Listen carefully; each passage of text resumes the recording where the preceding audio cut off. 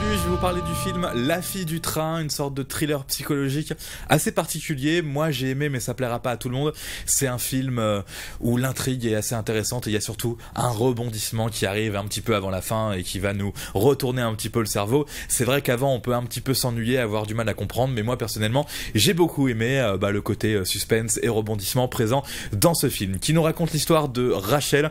C'est une jeune femme qui est alcoolique depuis que son mari l'a quittée. C'est surtout par rapport au fait qu'elle n'arrivait pas à avoir d'enfant avec lui qu'elle est devenue alcoolique, et c'est un petit peu pour ça qu'il l'a quitté. En tout cas c'est ce qu'on nous explique dans le début du film. On va suivre ses aventures dans le train. C'est un film où on parle beaucoup du train. Elle va à New York tous les jours puisqu'elle habite en banlieue, pas pour travailler puisqu'elle travaille plus, mais juste pour prendre le train et retrouver l'ambiance du train, regarder par la fenêtre un petit peu les maisons de banlieue et imaginer des choses. Voilà, on voit la maison et elle va tomber sur cette jeune femme blonde qu'elle va un petit peu idéaliser. Elle va se dire que voilà, cette jeune femme a vraiment la vie de rêve, elle forme le couple parfait avec le jeune homme qu'on vient de voir.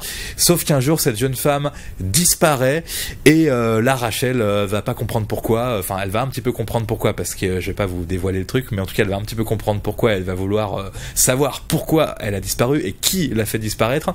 Et ce qui se passe en fait, c'est que la maison voisine de cette maison qu'on a vue de la jeune femme blonde, eh bien c'est la maison où habite son mari avec sa nouvelle femme et le bébé qu'ils ont ensemble. Donc évidemment que tout ça, ça donne une situation un petit peu complexe. Évidemment qu'il y aura plein de rebondissements, plein de choses spéciales qu'on n'attend pas forcément. Au début, en le regardant, je me suis dit oui, c'est cliché, forcément c'est cette personne-là qui a fait disparaître la jeune femme.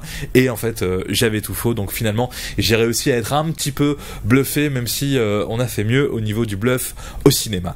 Je reviens vite fait sur Emily Blunt, donc le personnage principal, cette jeune femme brune, Rachel. Emily Blunt, ce sera la prochaine Mary Poppins dans le reboot carrément de Mary Poppins. Je l'ai trouvé très très forte dans le film. Alors au début je trouvais ça bon, moyen, mais en fait elle est très très forte puisque elle joue vraiment 3-4 états différents pour son personnage.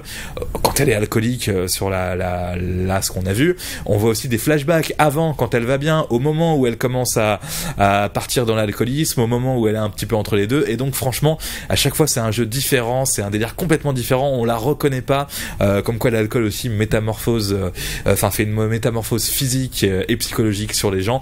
Mais là c'est très très bien expliqué, très très bien joué. L'autre truc que j'ai vraiment apprécié dans ce film, c'est le côté banlieue de New York. C'est quelque chose qu'on voit pas de cette manière-là en général dans les films. Alors oui, on voit les lotissements en général, mais par le train, j'ai trouvé ça assez intéressant de voir ces petites villes avec le train qui passe dans ces petites gares, ces petites villes avec que des maisons et puis ces habitants qui ont leur petite routine de prendre le train comme ça quotidiennement. Ça peut faire penser un petit peu à la France avec les RER, les TER. Et ben on s'aperçoit que à New York, dans cette ville qui est sur le fleuve Hudson, eh bien voilà, c'est aussi à peu près pareil.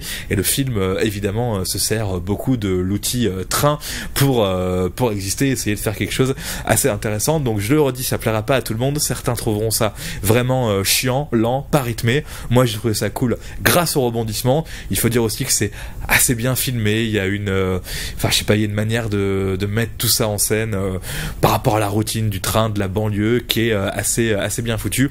Puis à la fin du film, on va un peu plus à New York, à la toute fin, histoire de dire que quand on a terminé l'intrigue principale, eh bien on imagine que notre héroïne va quitter sa banlieue un peu grise pour aller là où c'est mieux, du côté de New York.